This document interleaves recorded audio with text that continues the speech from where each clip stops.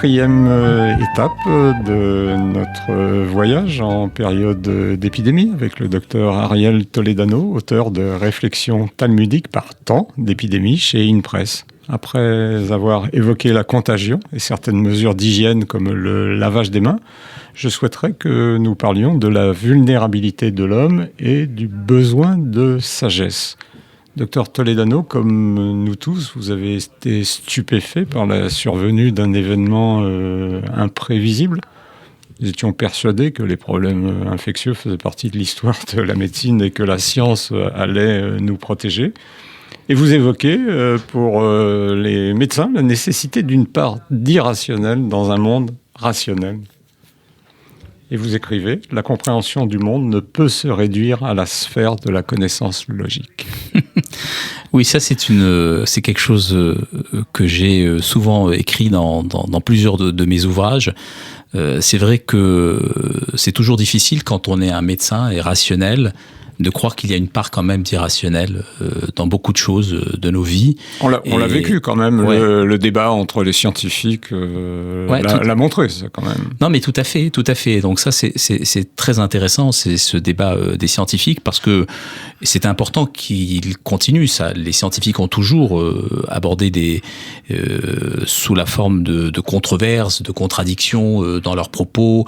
On le voit dans toutes les choses. Est-ce que ça doit se faire publiquement? Là est peut-être la question. Trop public. Ouais. Voilà, là est la question, et c'est vrai que les différentes informations que l'on reçoit aujourd'hui et qui sont ensuite, c'est vrai que quand moi je lis un article dans le quotidien du médecin, par exemple sur des choses assez pointues, je suis étonné de voir qu'il y a une séquence sur BFM, alors que ça touche peut-être un cas sur je sais pas combien de personnes, sur des milliers de personnes. Pourquoi transmettre des informations aussi anecdotique, voilà, et c'est pour ça, peut-être, j'aborde ça dans Réflexions talmudiques, c'est de dire que peut-être qu'à un moment donné, j'ai conseillé à mes patients de ne plus écouter la radio ni la télé, ou de se contenter d'une seule fois par jour de regarder les informations, parce que ces séquences à rallonge où on entendait des choses qui se répétaient avec des experts qui avaient un avis probablement qui se limitait à une journée, puisque le lendemain l'avis de ces mêmes experts était totalement différent.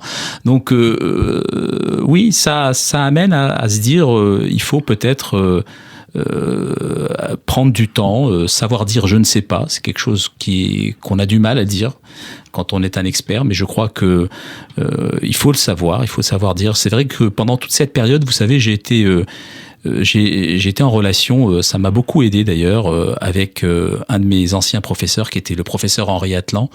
Et Henri Atlan, on a beaucoup correspondu à travers de nombreux mails, et il m'a transmis à ce moment-là une conférence qu'il avait donnée en janvier 2020, donc quelques mois avant le Covid, et où le thème de sa conférence était « Je ne sais pas ». Donc vous imaginez un homme aussi brillant que Henri Atlan faire une conférence uniquement sur ce thème-là, c'est quand même passionnant de voir que des grands scientifiques avec un esprit modéré, raisonnable, tel qu'il est, la conférence, elle est pleine de sagesse. Je ne sais pas s'il la publiera, mais elle est pleine de sagesse. Il m'a envoyé une reproduction de cette conférence.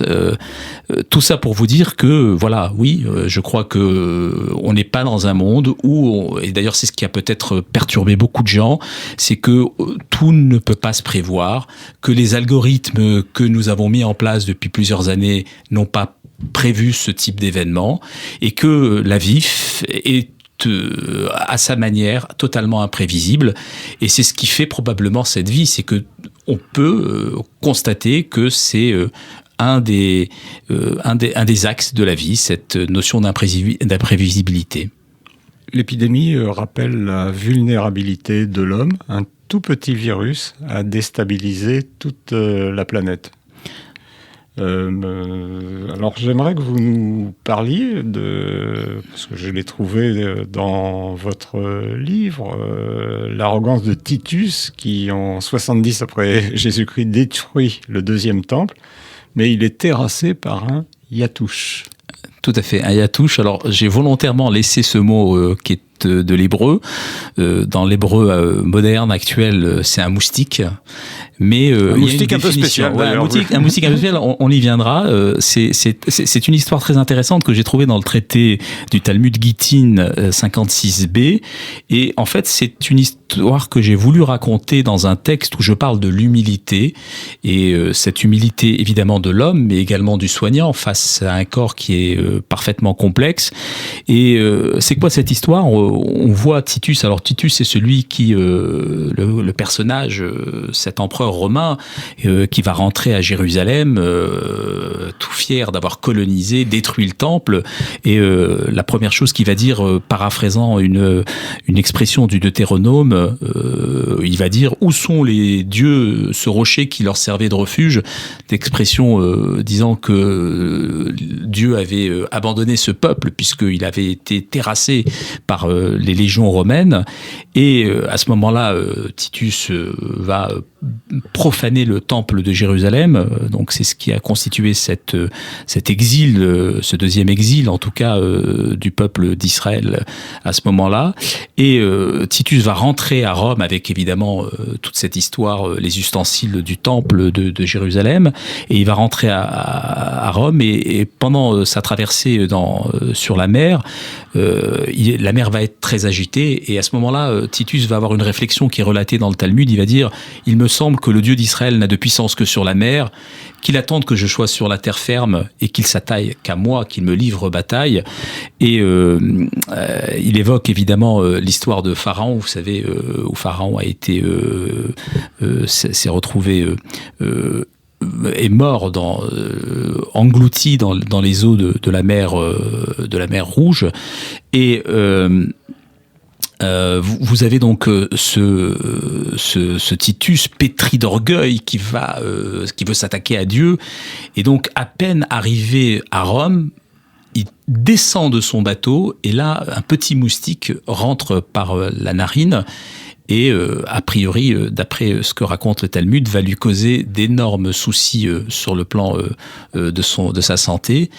Et ce qui est extraordinaire, des soucis respiratoires et neurologiques. Ouais, c'est assez incroyable. C'est assez incroyable. Alors, ce qui est passionnant, c'est que le Talmud ne dit pas ce que c'est exactement, mais dit que le yatouche, c'est un organisme rudimentaire qui est doté d'un orifice pour se nourrir, mais il n'a pas d'orifice pour évacuer, a priori, ses déchets. Donc, c'est vraiment une description purement talmudique. Je ne sais pas à quoi ça correspond, mais ça peut évoquer un virus, a priori, qui est incapable d'autonomie, qui est condamné à vivre au détriment ou en détournant le fonctionnement d'une cellule humaine, par exemple, à son profit. Il a besoin de la cellule pour se reproduire. Exactement. Oui, donc c'est quand même assez intéressant cette expression du Talmud de dire un organisme doté d'un orifice pour les entrées et pas pour les sorties. Donc moi, ça m'a beaucoup intéressé, cette phrase.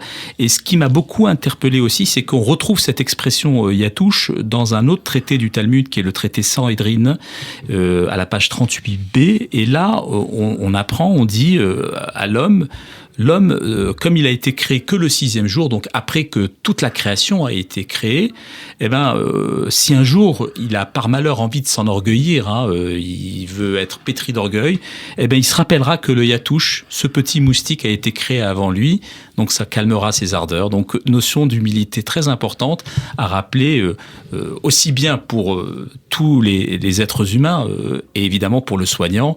C'est quelque chose de très intéressant que l'on retrouve d'ailleurs à propos de la tradition juive, où on demande aux soignants d'être humbles et de ne pas se prendre pour Dieu. D'ailleurs, vous citez Benjamin Gross, Beno Gross, qui est un enseignant et philosophe franco-israélien, qui déclarait 1 an avant sa mort que la crise de la société était due au fait que l'homme avait voulu s'élever à la dimension des dieux. Oui, c'est quelque chose que l'on retrouve à plusieurs reprises, et notamment justement à propos de la faute originelle, où a priori le serpent, quand il tente d'inciter Adam et Ève à fauter, il leur dit simplement: vous allez être comme Dieu. Donc c'est l'envie justement d'être un homo deus qui incite l'homme justement à penser que il n'a aucune limite. Et la sagesse juive demande à l'homme de ne pas se percevoir comme un homo deus, Nous retrouvons bientôt le docteur Ariel Toledano, auteur de Réflexions talmudiques par temps d'épidémie chez Une Presse, pour évoquer avec lui le confinement.